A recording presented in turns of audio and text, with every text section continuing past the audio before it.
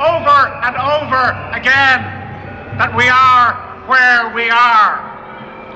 Well, we are here, and we are here to say that we are who we are. And who we are the citizens of a proud and free Republican democracy.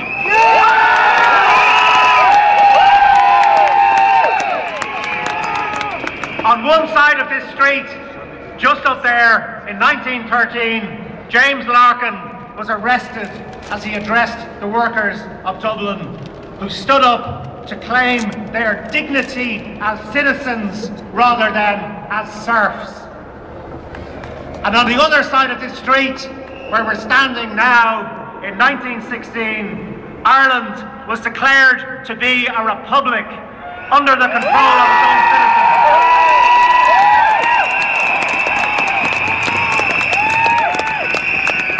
Today, we gather here to reclaim our sense of citizenship.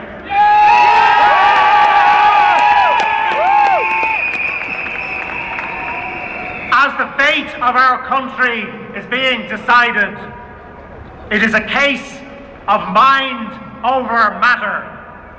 They don't mind and we don't matter. They don't mind about the destruction of our society. They have no sense of shame about the recklessness, the greed and the incompetence that has brought a prosperous society to its knees. And they believe that we don't matter, that it doesn't matter what the citizens of this country feel or think. They believe it doesn't matter about the elderly people who are having their home care taken away from their own homes. That gives them some dignity. They believe it doesn't matter about the children with learning disabilities who are turning up in school to be told, sorry, we can't afford your special needs assistance anymore. We've got to give the money to the bank.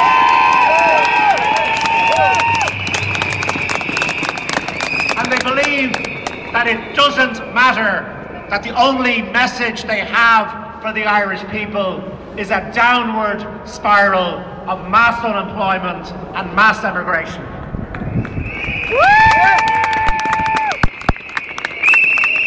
What we are being told is that we have no choice, that there is no alternative. A government with no mandate will do a deal with people whom nobody has ever elected.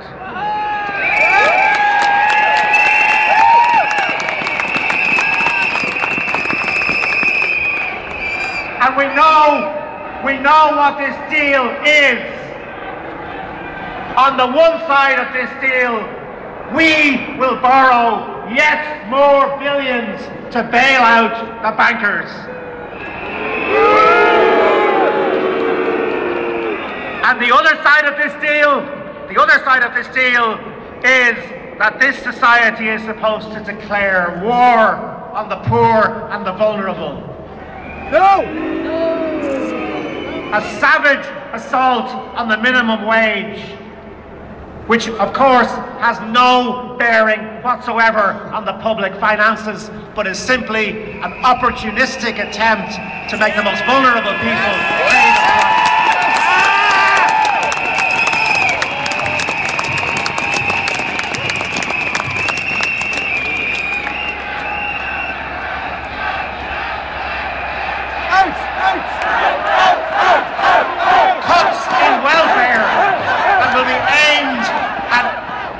Further impoverishing people who are currently struggling just to survive. And attacks on basic services for the old and the young, the sick and the disabled. And let's remember that this will happen while the elite that caused this catastrophe will protect its own interests. We will still have people driving around in black cars on over €200,000 a year, claiming to be the representatives of this democracy.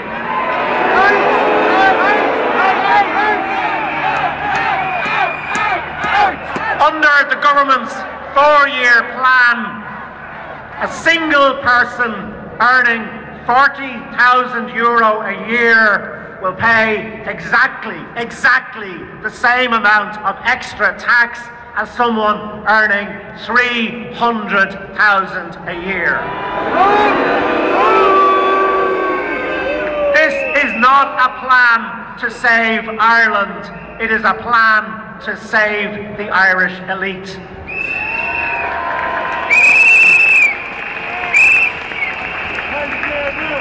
And the message we want to send out today is that working people in Ireland don't mind making sacrifices. They make sacrifices every day for their children, for their families, and for their communities.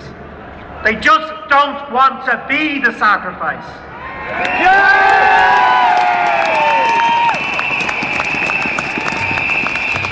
Now, if we really have no choice, if there is no alternative, if what we think and feel doesn't matter, then let's stop pretending that we are a democracy.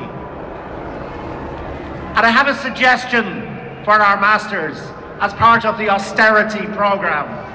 As well as cutting everything else in sight, let's cut 2 years. Let's cut 2013 from the calendar, and let's cut 2016 from the calendar.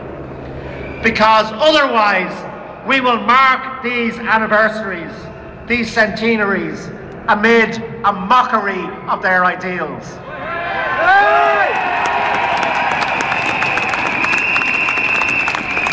Who is going to stand here in front of the GPO in 2016 and tell us that we are the republic that was created on that day?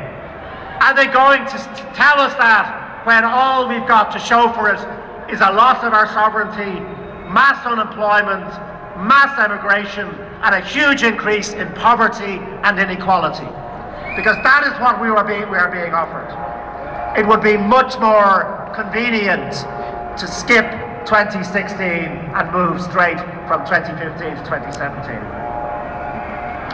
But this is a lie. We do have a choice.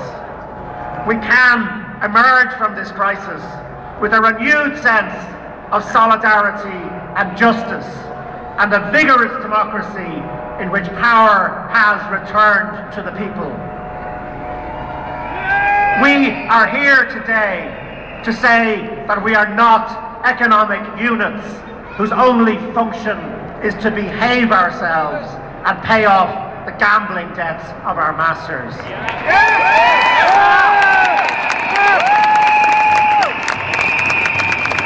We are not children who must take our medicine or be sent to bed without our supper. We are not subjects, we are citizens. Yes! And we want our republic back. Yes!